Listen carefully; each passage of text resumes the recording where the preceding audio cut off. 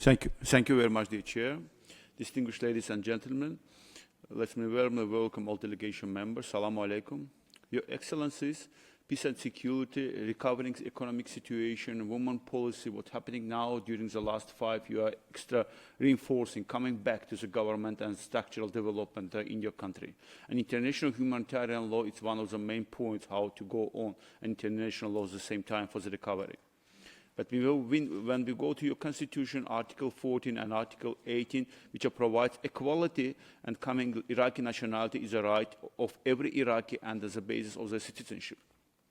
You have, using two principles, especially directly to your legislation, use soli and use sanguinis, which are including citizenship on the blood, citizenship on the territorial dependence. At the same time, using such main activities done, especially through the Minister of Interior continues, especially including new technology, in the, including IDs and the different technology using for the documentation. But at the same time, it's not the question just about the identification cards, which are using technology. It's using especially, for example, this certificate programs through the information technology centers. But I want to go to the problematic items, which are including, especially in this process, increasing the risk of statelessness, especially women and children. Personal status law number 188, presence of both, it takes saying about the presence of both spouses for marriage contract certification and for birth and kinship certificates, living woman-headed households, widows, and IDP women without access to legal documentation. When the male spouse is deceased, missing, or imprisoned. At the same time, 2025, you made a change in your legislation, which have further restricted women's rights by prioritizing the male spouses in legal disputes, making it even harder for women to secure their civil documentation rights. It's what's coming from your legislation. By the way, 2019, we give the same, in our concrete observations, we gave the same recommendation to change this rule, especially. When we say about the challenge, nationality and civil documentation barriers affect Iraqi women across all backgrounds, but disproportionately impact IDPs, returns, and children, both are displacement settings. Children born out of unregistered marriage or in areas previously under ISIL control struggle to obtain birth certificates, leaving them without legal identity, education, healthcare, or social benefits. Similarly, female-headed households in displacement settings face heightened risks of legal exclusion, economic hardship, and barriers to reintegration due to documentation issues.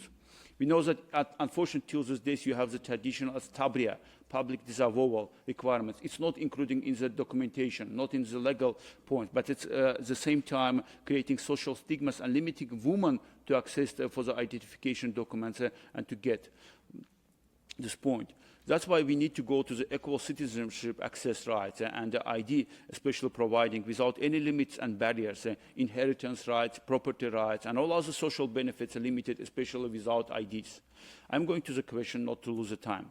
When does the state party plan to reform all legislation on the nationality and citizenship, especially Iraq to amend the nationality law, which including not just 2006 grant law on the nationality, grant women equal rights, but especially personal status law, which giving equality for women and men together, accessibility for the citizenship in this right, allowing women independently obtain civil documentation. The second question, do you plan to streamlining curatorship and kinship procedures to ensure that all women and children, regardless of parental status, can obtain birth certificates and legal identities? What kind of measures adopted by the state party to prevention of Tabria's process ensuring equal access to documentation for all women and their children? Please provide data of undocumented women and children living in Iraq. What measures are adopted for creating comprehensive data collective statelessness and civil documentation barriers, including disaggregated data on the IDPs and returning women? And my last, it's not the question, it's an invitation. Invitation to your government to go on and to go for the international standards, inviting you for the ratification of United Nations Convention or on the reduction of statelessness, and take your vision as a state will. Thank you.